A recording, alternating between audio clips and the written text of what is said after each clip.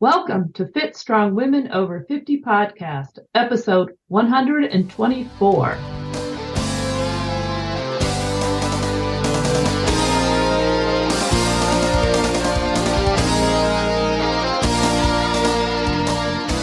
Hi, I'm Jill. Thanks for joining us today. And I'm Chris. Jill and I are your co-hosts and the founders of the Becoming Ellie community. I know you're wondering why we're called Becoming Ellie. Ellie was the Norse goddess of aging who wrestled Thor and beat him. Chris and I thought, hey, we want to be like Ellie. Yes, we do. You can find out more about us at our website, becomingellie.com. And Ellie is spelled E-L-L-I. Be sure to sign up for our newsletter when you're there. That way you'll hear about new podcast episodes and anything else that's new in our world. So today's episode is one that we have been wanting to do for a couple of years. We're so excited about talking with Yolanda Holder. Absolutely. We've been talking about Yolanda since we both heard her a couple of years ago, and it's wonderful to get the chance to talk with her. Let's go to the podcast. Jill and I both heard Yolanda Holder on a podcast a few years ago, and we were so amazed by her that we've been wanting to have her as a guest on our podcast ever since. Yolanda Holder, 64 years young, is a professional ultra marathon walker. She's a two-time Guinness World Record holder for the most marathons completed in calendar years, finishing 106 marathons/ultras in 2010, and then breaking her own record in 2012, finishing 120 marathons ultras. In 2019, Yolanda became the oldest person to earn a US Race Walk Centurion number 94 by race walking 100 miles in under 24 hours. She did it in 23 hours, 52 minutes, and 17 seconds. Wow. Okay. So Yolanda is a world and American 35K race walk champion, American 6-day race champion, 413 miles. She's also the world champion pedestrian of the longest certified foot race in the world, the Sri Chinmoy Self Transcendence 3,100 mile race. Did I say that correctly? Yes. Okay. Finishing in 51 days. I'm going to repeat that. 51 days, 17 hours, and 13 seconds. Wow. Yolanda is a wife, mother of 2 adult children, a grandmother, an inspirational speaker, and author. Welcome, Yolanda. It is wonderful to have you on the podcast. Thank you for having me, ladies. We're thrilled to have you. It's quite an honor. Yes. Well, you're an ultra race walker. And for those who are not familiar with race walking, can you describe the difference between race walking and running? Race walking, and the difference between race walking and running is that you always, as a race walker, you have to have one foot in contact with the ground at all times. And you're basically not running. There is a difference between race walking and power walking. Race walking is in the Olympics and it's judged. Power walking, you're not judged on your form. So I just became a race walker about 4 years ago, and I compete with race walkers. And actually, I compete with some of the Olympians and the best race walkers there is in the United States. When I started my journey 15 years ago, by the way, I'm celebrating 15 years of walking. That's great. I started for my 50th birthday. I wanted to do something different. And so I set out to do 50 marathons in 50 weeks. I did not accomplish that. I ended up doing 66 marathons and I haven't stopped. Wow. Wait, you did 66 marathons that first year? I started January in the first week in January, and I hit 50 marathons in October at a marathon in San Jose called the Silicon Valley Marathon. That was in October, so I still had like 8 weeks, and I ended up doing 66 marathons. Wow. When you said you didn't end up doing it, I thought you fell short, but no, you meant you did 8 more weeks of marathons. I like to throw that Another in. 16. What's 16 more marathons? Wow. That's amazing. Thank you. I didn't realize there was a difference between power walking and race walking. Yeah, race walking is, like I said, it's part of US track and field. A lot of people don't realize it is part of track and field. And so, and you're judged. There are judges on the track or on the road, and they're critiquing your form.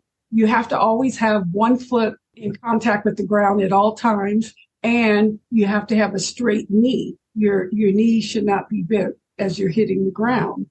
And it's really hard. It takes a lot of endurance, and it's real. It took me, I did the 50K. It took me 3 years and 3 tries to finally finish a 50K, and you can get disqualified. And so I've been DQ'd many times. Oh, wow. So power walking is just simply not running. Right. And you don't have judges judging you. So when you first started doing the marathons, you were doing power walking. I was doing power walking. I walked every marathon, and I had a pretty good pace. And now I use both the power. If I'm not doing a race walk, I still use some of the race walk techniques along with my power walking. And that gives me more of the speed, because with race walking, you're really pumping your arms at a 90-degree angle. And by pumping your arms, it gives you more speed. Like I said, I didn't start professionally race walking until up to like 4 years ago. You were like 60 when you became a professional race walker. Yeah, actually, yeah. That's fantastic. That's true. You recently competed in the 2022-2023 Across the Years multi-day running event celebrating the new year. So on your Instagram, I saw you completed 6 days and 323 miles. Yes. So that's quite the way to usher in the new year. Yeah, it started December 28th. So I ended the year and then started the new year. But I was a little disappointed in myself because that's not my best. And as you saw the post, I said it's not my best, and it wasn't my worst. I only did 323. I was trying to break my record and try to end this age group, because in May I'll be 65, entering into a new age group. So you'll be breaking all new records at 65. I know it. It's so funny. Like I said, I started this journey at age 50, and I met so many people, and they used to say, "Oh my God, I'm turning 60. I'm in a new age group. Hey, next year I'm going to be in new." And I thought, why are you happy? Yeah. And then you...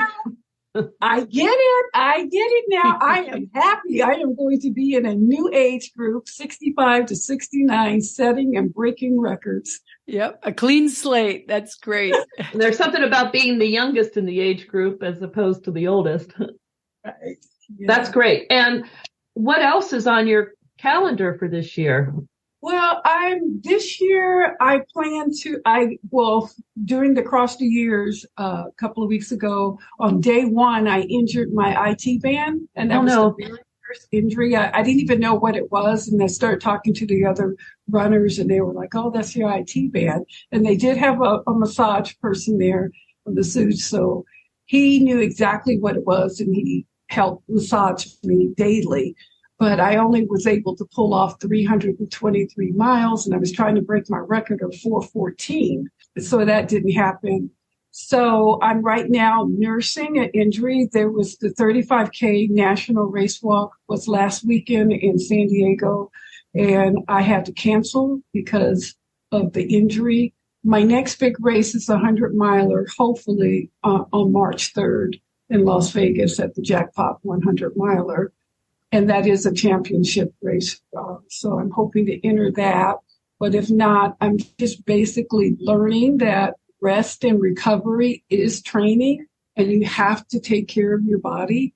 And to me, I've done almost 600 marathon ultras today, up to date. I've had fractured ribs. I've raced with fractured ribs, sprained ankle, sciatica nerve, just a lot of injuries, blisters. Now I can't do that. I want to do this for the rest of my life. And I'm realizing now you can't do that.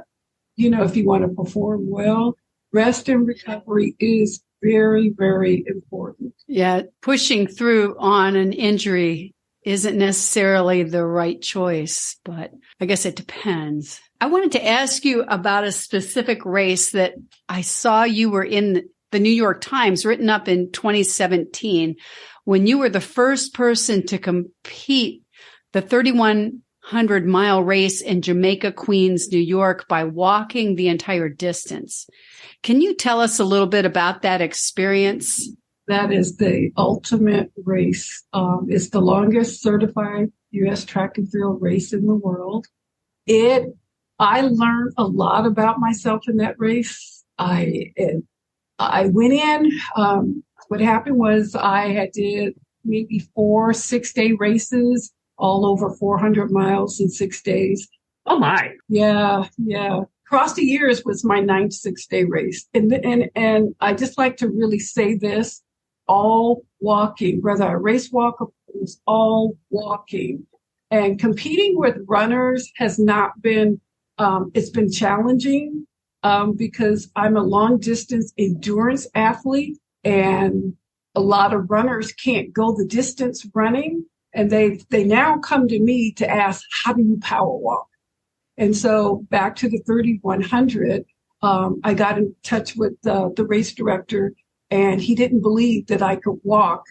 He knew I did the 6-day races, but he couldn't believe that I could walk, the 3,100. So he asked me to come to New York and do one of their 10-day races to see and they wanted to see with their own eyes that I can actually walk the distance.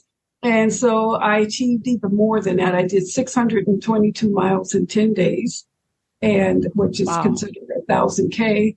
And so then he invited me to come, and you had to be invited to do this race. They only have about 12 runners from around the world. I was the first American, the first African-American, male or female, runner or walker to ever do this race. I'm truly honored. Wow. So I went in with this, yay, I'm so confident. Yeah, I got this and everything. And it was nothing like that. I ended up being 43 miles behind. You had to do 60 miles a day for 52 straight days to reach the 3,100. And a couple of those days I could only make it. I got sick 3 times. And on one of the days I only did like 32 miles. So that meant you had 20 miles that you had to make up. And another couple of times I only did like maybe 55 miles. But anyway, I ended up 43 miles behind, which means it was around day 22 or now in the 30s. I have to really look at my records. But I then had to do 100K, which is 62 miles. But that extra 2 miles doesn't sound like a lot, but it's a lot when you're going around a half-mile block from starting at 6 a.m. and you had until midnight to do your 60. But I did manage to pull off 100K for the last 20-something days. Oh, my gosh. The race is around one city block? It's around a city block, a half-mile city block in Jamaica, Queens. There's a high school on the corner, and then on the opposite side, there's a city park. So we also had to dodge the people at the park. And it was in the heat of the summer. They changed it to September because of COVID. Last year was the first year after COVID. But it was from June to August in the heat of the summer. And I mean, I'm not from California. Very humid. Yeah. It was humid. It would rain. It was just miserable. So I just want to make sure I get this straight. So it was like about 7 weeks. Is that what you said? Yeah, 7 weeks of every single day. Every single day. 18 hours a day? 18 hours a day.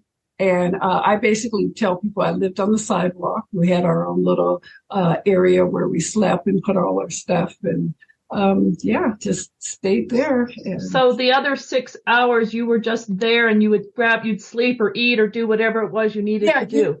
You figure out a routine. And I ended up sleeping basically 2 hours a day. I would take an hour in the mornings another hour in the evening. And then when it got towards the end, I learned to do power napping, which was a 15-minute nap, felt like 6 hours of sleep.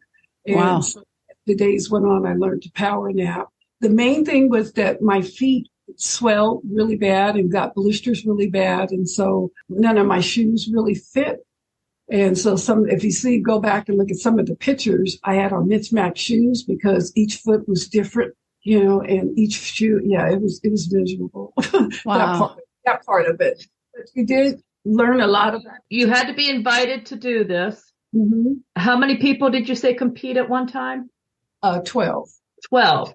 So 12 people walk a city block or run. Some of them, I assume, were running. They were all runners. Yes. You were the walker. I was the only walker. Yeah. Wow. That's got to be amazing to not start to get, I picture myself doing that, in your head, start to get kind of delusional. You feel like you've been there before, or I don't know, when it's around and around and around. Did you go the same direction the whole time? No, every day we changed directions. Okay. And it was always something different to see. I have to tell you something funny. It started on a Sunday, which was Father's Day, and people were just honking their horns and stuff, and I didn't really pay any attention. And then on the next day was Monday morning, which everybody was going to work, and people were just honking, and I was just waving, Yeah. And so finally, being friendly, and then finally, I kind of noticed, wait a minute, I don't think these people are really honking at me. And so I said, well, the next time somebody honks, I'm going to really look in the car. And so this man was just honking his horn, and I looked over. He wasn't looking at me. He was honking at the car in front of him. People honk there, like, go. The lights turn red. Go. Get out of my way. Because it's in New York. It's in New York. And I wasn't used to that in Corona where I live. People honk. They honk because they know you. Hi. And then you say hi. Yeah.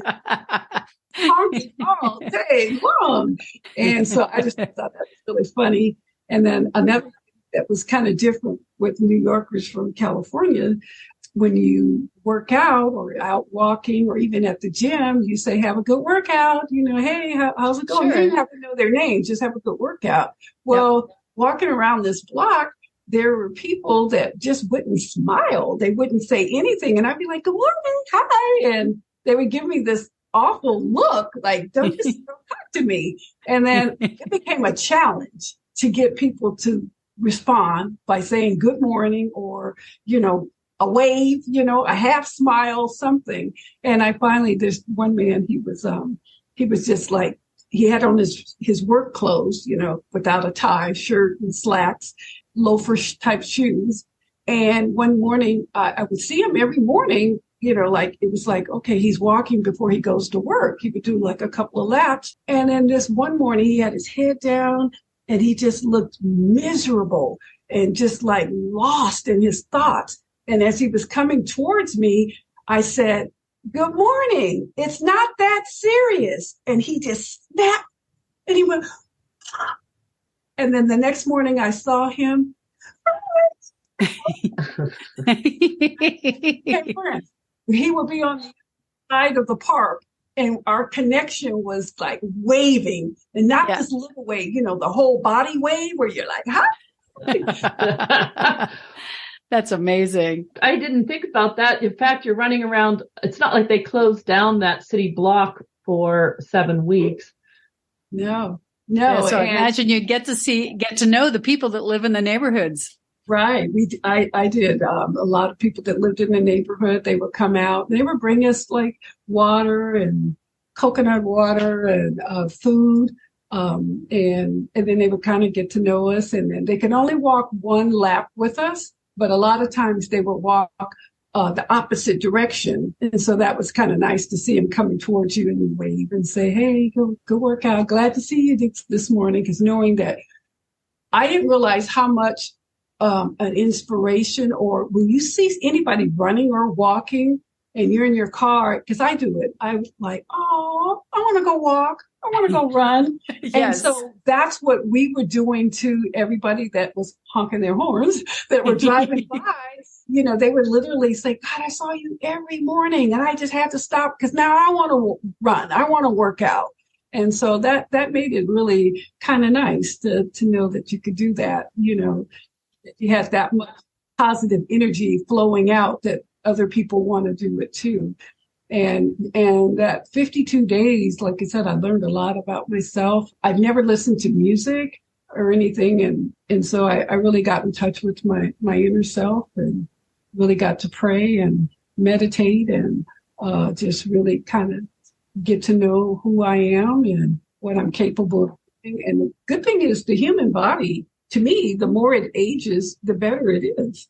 And it's more that you can do with your body. I lost both my parents to type 2 diabetes, and that's how I started Extreme Walk for Diabetes. I have a Facebook page where we talk about walking and give a lot of great health tips but a lot of people don't realize you don't have to be a runner or lifting weights all the time. Walking is the easiest way to get healthy and fit.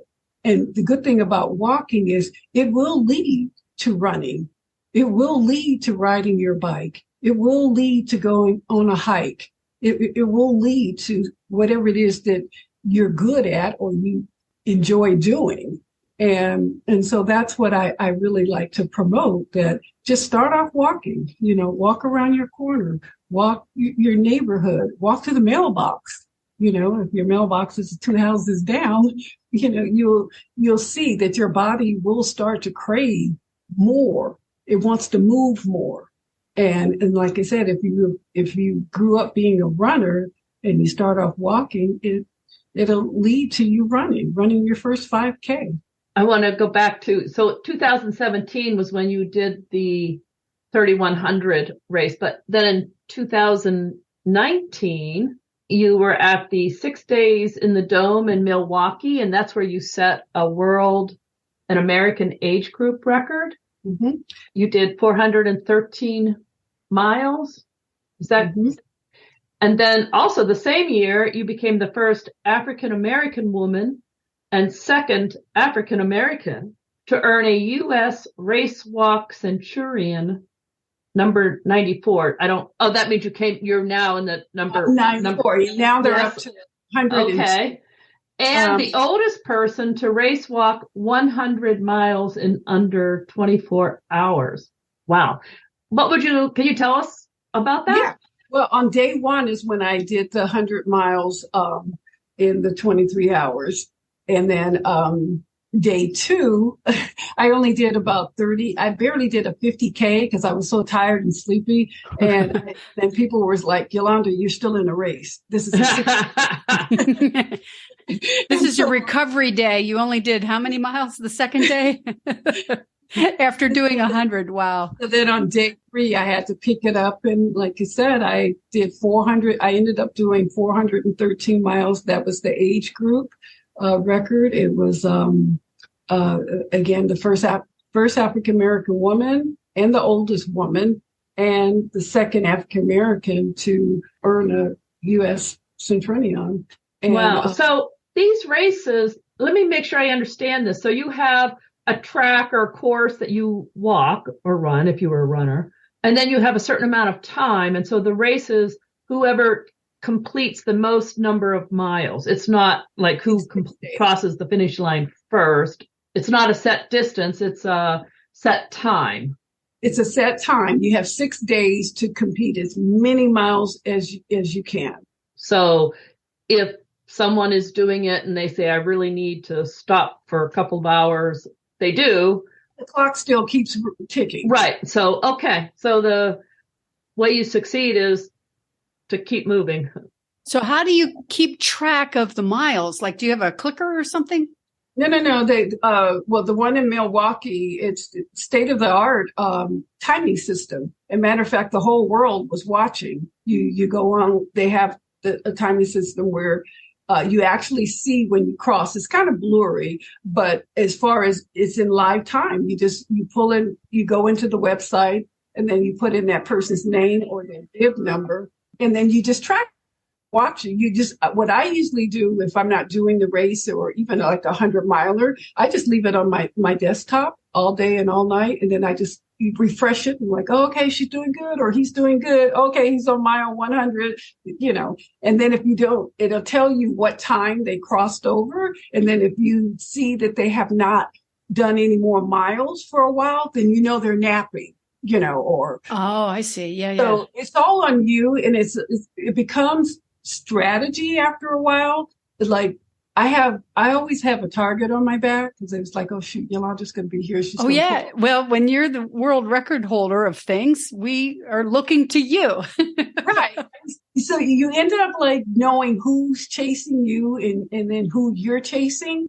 And so by the fourth day, because day 3, you tend to either quit or you're going to continue on. And I always tell people, and they know me too, that I start crying on day 3. Like, what the heck am I doing here? Oh, this is not working. Your emotions, because you're tired, you're sleepy, you're hungry, you're everything. I tend to, of course, continue on. And then by like I said, day 4, you'll know who's chasing you and who you're chasing if you're trying to put in the miles, right? And so when they sleep, you sleep. when they eat, you eat, or, you're always trying to see where they're at. Yeah.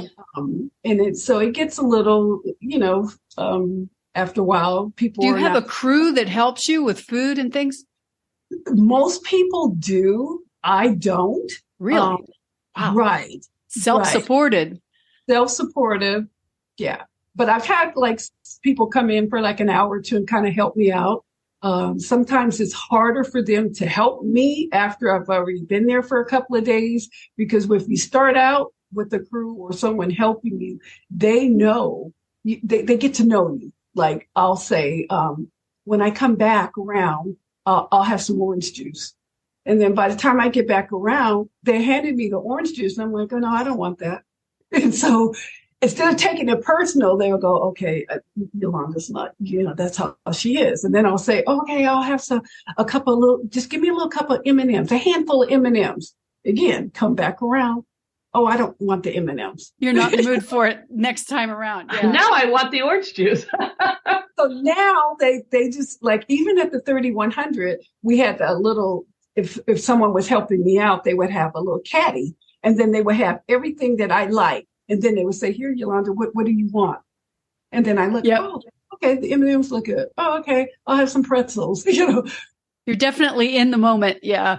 Yeah. So I haven't really had the pleasure of having someone to be with me the whole time. So, but a lot of people, they do very well with their crew, and their crew get to know you. And then they even tell you when, because sometimes like if I'm doing if it's a 1-mile loop, and if it's taking me like 20 minutes to do that loop, you need to rest, because you can do that loop, between 12 and 16 minutes. I see. But if you're going 20 and 25, you're definitely dragging. Yeah. And it's taking you longer and you're just losing time. So take that 20 minutes and take a break. It's trial and error. And like at the across the years, it was raining, it was cold, it was muddy. It was more muddy than anything. After I was injured, I said, you're not going to quit. You're not going to break your record, but you're going to do your best. Where was that race, the across the years? It was it was in Phoenix, Arizona. Ah. Yeah, and it was at the Dodgers and their training camp. Oh, nice. Yeah, and it was a beautiful 1-mile course, and it was around the lake and then the diamond, the baseball diamonds. It was really pretty, but it was just freezing cold and rainy and muddy. But you have to have that mindset to where, is the rain and the cold a problem, or is the rain and the cold, you're going to have a good time? And so I just had to, after I knew I couldn't break my record and I was injured, I pushed through it, and I just kept a positive attitude. And I just took the 323 and said, okay, that was your best. It still got me second place and 7th overall. Well, then. That's pretty amazing. Pretty amazing. How do you train for these races, or are you just always in form? No, it depends on what race. Okay, like for the 6-day race, what I did was I did like 20 to 30 miles every other day. And then I did a lot of stretching on the days that I wasn't doing the mileage. And then like I have the 100 milers coming up, but I'm coming off of an injury. So starting, it's March 3rd. So starting February, actually have a race in Palm Springs. It's a 1,500 meter race walk and a 3,000 meter race walk. And so that will determine if I'm okay to do a little over a mile race walking. But when I get back from that, then that's when I'll start training. I'll have 4 weeks to train for the 100 miler. And again, it'll be 20 miles on one day, resting the next day. So that's how I kind of train for it. I don't want to, with now being older and injury prone, I want to not overtrain. Sure. How long does it take you to do 20 miles? I take my time, about 4.5 to 5 hours. I stop quite a bit and take in fluids and just try to feel things out and realize you're not in a race. So, and I'm retired. So in my head, I try to tell myself, relax, don't rush it, just relax. So that's the new thing that at this point in my late career as a master's athlete is that just take your time, enjoy it. And that training, rest and recovery is training. So that's my new thing. Rest and recovery is training. Because like I said, lately I've been getting these unnecessary injuries and different people have been showing me different ways to recover. And if you put in your head that, change your mindset that you're not just sitting on the couch watching Netflix, that you can stretch, you can. You mean I should be doing something while I'm watching Netflix? The recovery day and stretching sounds good, doesn't it? Yeah. Yeah, but actually stretching really feels good. Yeah. I understand that you love to do headstands. Yeah, I'm on my 6th year. I don't keep track anymore. Last year was, I stopped counting every day. I think it was up there, but I do a headstand every day. I used to do them anywhere, airport, the mall, concert. I just break out a headstand. Yeah. Now I just do it in my home. I just do it. And every once in a while, I'll take a picture. Like I did last week, I took a picture in my bathroom doing a headstand. Yeah, it's something that'll be with me for the rest of my life. I'm trying to learn to do a handstand. And believe it or not, I am so afraid. It feels like I'm high up, upside down. I'm like, because you're so used to the headstands. Yeah. So yeah, on a headstand, your head is actually touching the ground, but on a handstand, that would not be. Wow. Right. So you do at least one a day. Mm-hmm. And how long is that typically? A minute or more. Okay. And you said you used to track them. What did you track? How many you did or how long? No, I just used to count how many headstands I've done. I think I got up to 2,800 and something. So it just got to the point where it's like, no, just, you do it every day. And this is, I believe, my 6th year of doing this every day. Wow. Is it hard to learn to do a headstand? Well, it took me a month to learn. I went on YouTube and I just watched some of the videos. And I learned on the wall, and then the wall became my crutch. And I just said, okay, wait a minute. You've got to come off the wall. So then my husband would stand in front of me while I do it. So then he got tired of doing that. And so why don't you learn to fall? Learn to fall. So if you feel that you're falling, learn to fall. Kind of like a tumble. Yeah. And so I started doing that. And then next thing I know, I could do a headstand and I could do it anywhere and I wasn't afraid. Yeah. Is there some advantage to us? Does doing a headstand help with anything? If you Google it, it's supposed to have all these wonderful benefits like, toning up the core. It's supposed to help the gray hairs. Oh, I don't want to be honest. The only thing that I believe that the headstand helped me with is it toned my arms. And you know how they say you have grandma arms or the flatness. That really helped. It toned up my triceps a lot and my shoulder. Well, I would think that the balancing would definitely help your core. It did, but I didn't see what I wanted to see out of it. Okay. And I think just doing more other core work helped more. Okay. Let's see, I'm going on 4 years for that too. I did my first bikini fitness competition where I competed. Oh my goodness. Yeah, and I have it on my phone. It's just my core, my stomach was flat as a board, after having. So you do other cross training things besides headstands. How do you cross train? What do you do? I just started cross training. Okay. And again, with my injuries last year, I do the stationary bike, and that really helps with the sciatica nerves and just working different parts. So I do the stationary bike, and then I do Pilates and a little bit of the down dog on the yoga and the headstand. That has been really helping. And then at the gym, I've been using some of the machines, more the back machines and the chest. And so just basically cross training that way. And I have seen an improvement, even though I only did the 323 and across the years, I did see a difference in my performance, Okay. So that.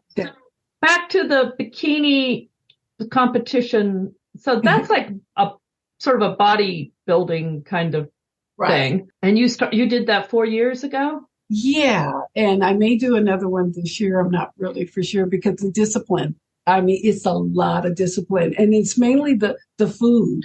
You eat 6 small meals a day and you eat on time. It's kind of like that new thing that they're saying about the intermittent fasting. It's similar to that. Because when I was reading up on that, I was like, oh, that's just like the bodybuilding. Those bodybuilders, they know how to get your body the way they want it. Right. And so by me I have small muscles.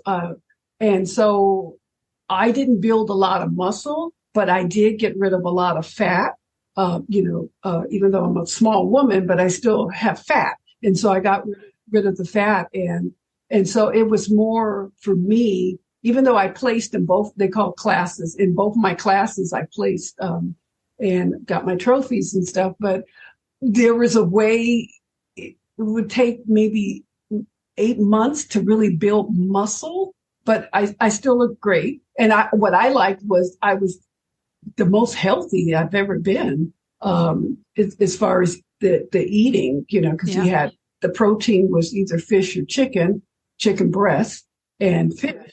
And then with the vegetables and the carbs, it was just great. And then it was smaller portions. And then every couple of hours you had to eat. And you prep what I did, which they all recommend, that you prep all your food on Sunday.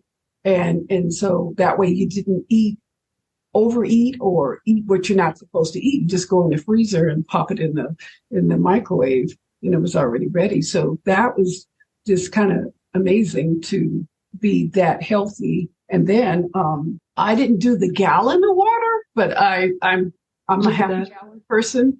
I just couldn't do the gallon, but I would do a half.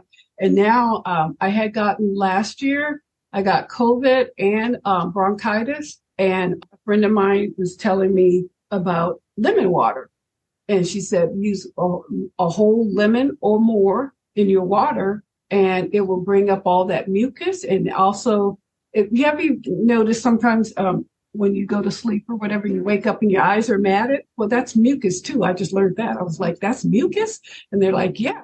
Well, it took all of that away. And how much water did you put? 1 lemon to how much water? Like a gallon? Half a gallon. Half a gallon. And this is a half a gallon here, and I put a 1 whole lemon.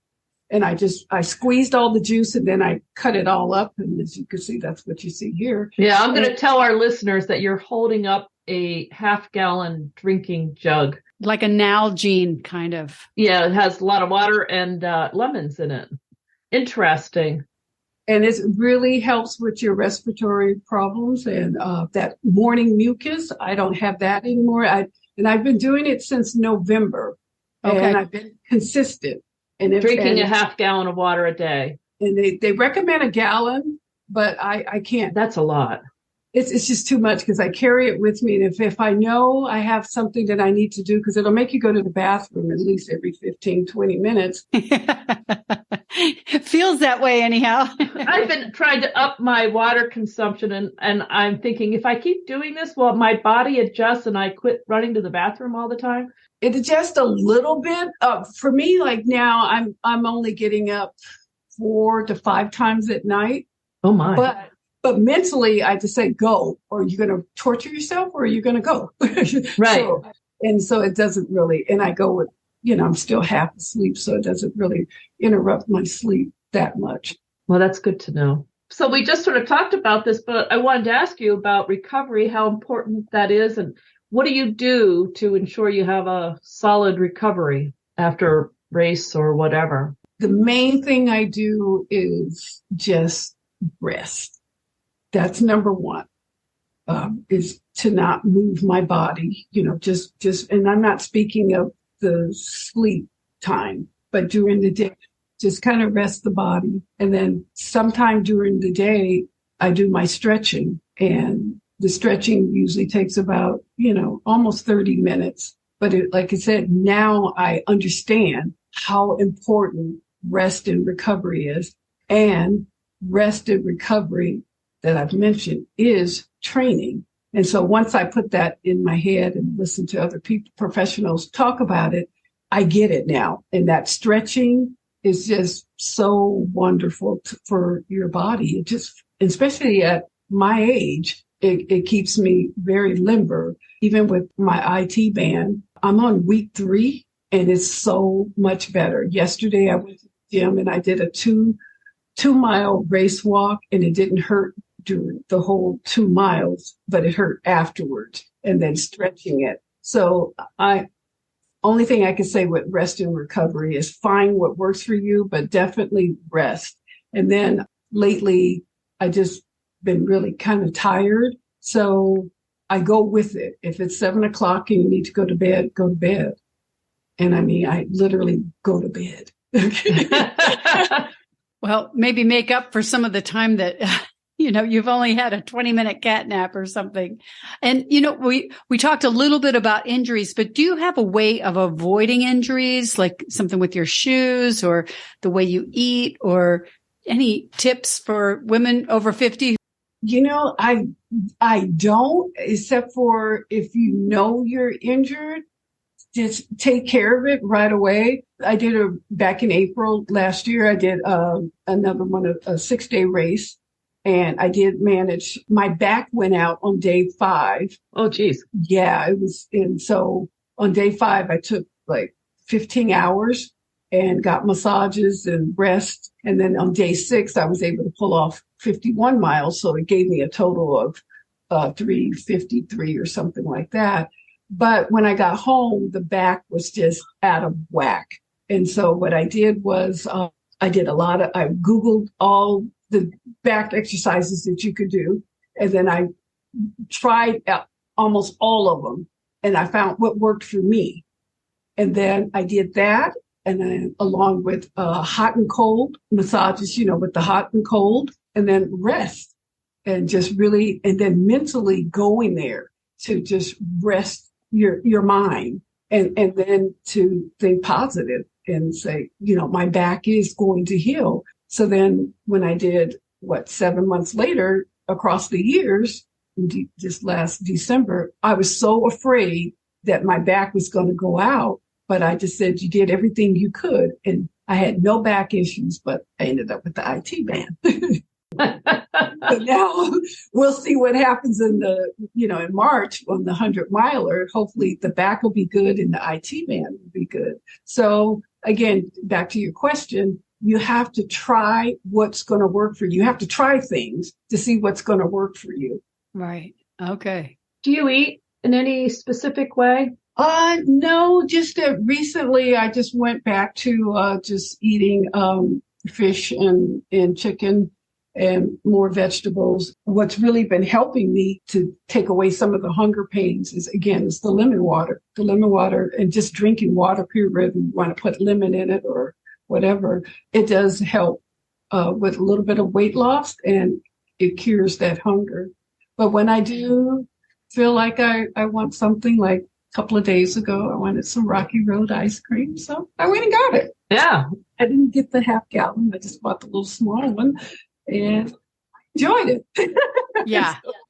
When I think of all the marathons that you've done, doing a marathon is both physical and mental, is a challenge. And I'm wondering, could you tell us a little bit about how you manage the mental side, the mental challenges of a marathon? The mental, I don't listen to any music. And so that's my time to reflect. I like to say I start off doing a marathon with about 50 different problems. By the time I'm done, 48 have been solved. They're not as big as... So awesome. They're not that serious. Yeah, it's just my time. It's my time. I relax. And unless I'm doing a trail, because I'll get lost in my thoughts and on the wrong trail. But if it's just a marathon or going around and around a block, those are the best. I just go there and I just talk to God. So, yeah, you did say that the across the year was a 1 mile track. So you just keep going around and around that 1 mile thing, and that sort of like a very long meditation sort of thing. You know what? Sometimes I just doze off. I don't even know what I'm thinking about. But I also do know one thing, that I'm truly, truly blessed. I'm blessed that I got my health. Yeah. I lost 2 sisters. One, actually, I took a picture the other day, and when I looked at it, I saw her name is Cassandra. I was like, wow, you look just like Cassandra. And she has been gone 6 years. Wow. And so I'm blessed. She's 1 year younger than me, and my sister 1 year older than me. I lost her 3 years ago, both to cancer, different types of cancer. My sister Cookie that I lost 3 years ago had breast cancer. And then my sister Cassandra, she was homeless in an attic, and she lived on the streets for over 20 years. So she never went to the hospital or anything like that. Anyway, right when she had so much cancer that there was nothing they could do for her. So they told her she had, I think, 8 weeks.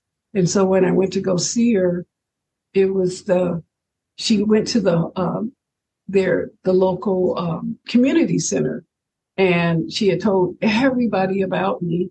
And so when I went to go drop her off at the community center, I don't look down on homeless people or anything, but sometimes you give them $1, sometimes you don't. You ignore them or whatever. Right. But everybody there knew my sister Cassandra, and they loved her. And every one of them that she introduced me to, she just bragged about me. But in return, I got to know them, and they all have a story. Yes. And I was, as you can see and hear it in my voice, right. I was choked up because she loved me and I loved her.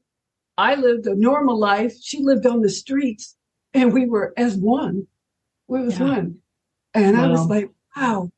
And all those people were just like shaking my hand, and they all had, like I said, a story. Most of them were vets, some of them, had one leg and no arms. And it was like, wow. I just saw life so differently because I hadn't seen her in years. And to kind of go back quickly, my father was a recovering alcoholic, and he recovered when I was 6 years old. So I know the whole 12-step program, went to all AA meetings and stuff. I got it, because my father used to he called it Skid Row. He would just go look for people and to help recover them, to get them off of alcohol and drugs and stuff.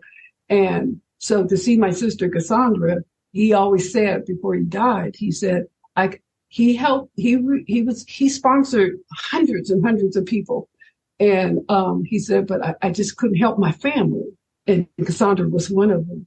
And she even said, she asked me, why did I live on the streets? Why did I become this way? And I said, I don't know, but I'm pretty sure God has the answer for you, and you can ask him, accept him into your life. And she has one son. And I said, you need to talk to your son and tell him you're sorry that you weren't the mother that he was looking for or whatever. And she did do all of that. And then she passed away. Sorry, I didn't mean to go down that avenue. It's still about health. And like when my mom, when she passed away, we're going on 8 years, she told me I could use her. And I never knew what that was that she meant. What did she mean by that? Okay, my mom had every basically health issue, heart disease, and type 2 diabetes. And the diabetes started attacking her body, and she ended up having a massive stroke, and she passed away. So she had fell and broke her ankle. And when you have diabetes like that, you just, and especially elderly, you don't heal. And so she was in a rehabilitation hospital to get a boot for her ankle.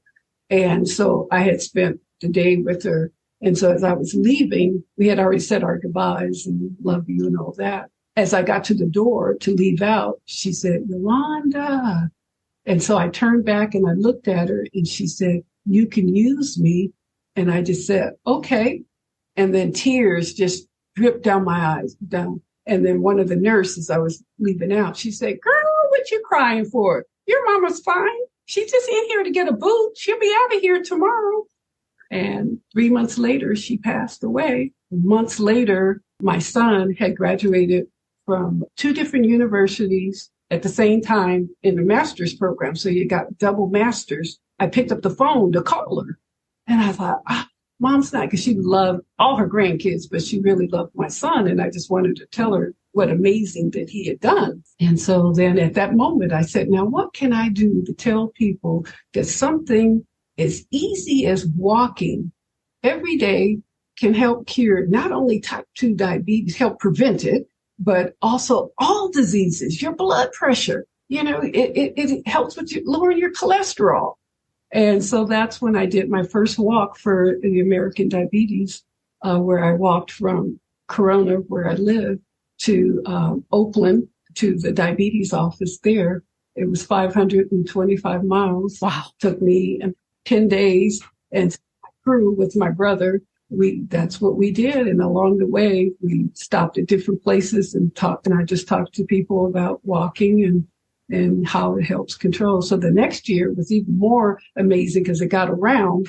The next year, I walked from Laguna Beach to the San Francisco Golden Gate Bridge, and Fitbit helped sponsor that, and had a lot of walkers come around and meet us there and at different points, and it was kind of cool.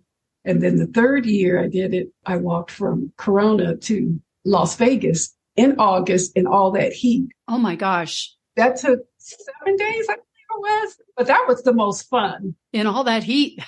Yeah, well, for some reason, and then Vegas too, and people were coming out. Yeah. Wow. And then that's how I got into the 6-day races, because the 4th year I ended up doing in Alaska. That was my very first 6-day race. But the whole point of all that was to show that walking is good for your health. And God gave us 2 legs. And again, walking will lead to whatever activity you like to do, because you got to walk to. And so when I did the 3100, I started where you did a 52-day challenge. So while I was walking 60 miles a day, you walked a mile or more. You walk, run, bike, hike, yoga. You did something every single day for 52 straight days. Wow. What keeps you motivated to keep doing races and these events? Yeah, that's what keeps me motivated, is that, African Americans and people of color, we're the highest rate of type 2 diabetes, and losing both my parents. And I have many friends and family with type 2 diabetes. And I just continue to spread the word that walking will help control all diseases. And walking is the easiest and the cheapest way for anybody to get healthy and fit, and especially us over 40, over 50, over 60. And you're never too young or old to start taking care of your health. And it starts just moving your body every single day. And I don't want to say I'm anti-med or I'm against doctors, but when your doctor tells you, oh, you need to move your body, you need to walk 20 minutes a day, 3 times a week. Now think about that. How is that going to help you? No, you need to walk 30 minutes a day every single day. Every single day. Now, I didn't say do a 5K or a marathon. I said walk every single day. And I'm not bashing Fitbit either. Fitbit will get you going. But looking at your watch and you walk to the kitchen. Oh, I just did 10 steps. And now you walk to the bathroom. You walk to the mailbox. And then at the end of the day, wow, I did 500 steps. But you did most of it sitting on the couch. And then when you walk so I always tell people, yes, use your Fitbit, but do 1,000 steps a day. Because that's going to make you say, okay, I'm going to go outside and do it. Oh, I'm going to drive to the park and I'm going to go around. I'm not going to count my steps going to the bathroom and to the kitchen and to the mailbox. Now, again, I'm not bashing Fitbit or these things, but you have to make an effort for that 20 minutes. You have to literally put your shoes on. Right. Yeah. And then make that effort for that 20 minutes, not the 20 minutes that took you 3 hours to do 20 minutes. And so there's a big difference, and I don't even want to kind of go there, but I also want to say one more thing. Who says you cannot look good working out? Ladies, wear your cute workout clothes. Don't wait until you lose 10 pounds to put it on. Do it now. Wear it. And that's where the Walking Diva came in, because I wore tennis skirts. 15 years ago, they didn't have running skirts. They had tennis skirts. I would wear my shirt. I would get my hair done. I put on my designer sunglasses. I didn't pay, at that time, it was like $65 to do a marathon. I didn't pay a marathon to be complaining and looking. No, that's where the diva came in. So you look good working out. And now everybody's looking good working out. You got on your cute little outfits. And it doesn't matter how many rolls you have in your stomach, wear your outfits. Make an effort to work out. Make an effort to look nice when you go to work out. No one says it has to be miserable. Yeah, you're going to be sore the next day, but it's a good sore. So that's where, Walking Diva comes in. And again, if your doctor tells you to work out 20 minutes, 3 times a week, you look at them like, no, I'm going to do it every day for 20 to 30 minutes, because that's where you're going to see the benefit. Right. Did you always work out when you were a kid, or was it that you started much? No, when I was in my early 30s, stay-at-home mom, I started step aerobics, and I would do an hour, drop the kids off to school, and I would go to the gym and I would work out there.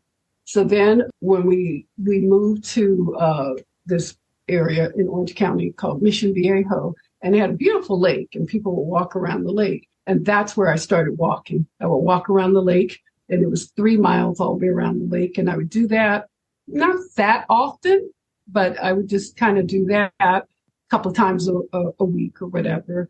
And then I realized I really enjoyed it. And so I don't know, let's see, my first marathon was in Portland in 1998. I believe I was 41. And I picked Portland because they were walker friendly. And that's how, And so back then you would do one marathon, 26 miles, and you would brag about it for like 6 months. Right. Remember those days? You're like, you're still talking about it 6 months later.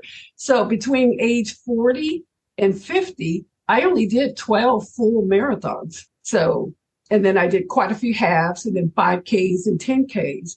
But then again, when I turned 50, right before I turned 50, I was like, okay, what am I going to do? My sister Cookie that passed away, she went on a 7-day cruise. Another friend, her name is Jackie. She bought a Harley at age 50. She bought her Harley. And then another lady, a friend of a friend, she threw one of herself a lavish party, like how Diana Ross would change outfits in a concert like 4 or 5 times. Yeah. Well, she did the same thing. And she had it at the Hilton, and she changed every hour. She would change into another gown and had this beautiful. And I said, what am I going to do? Everybody's doing something for their 50th. And I said, hey, why don't you do 50 marathons in 50 weeks? And you ended up doing 66.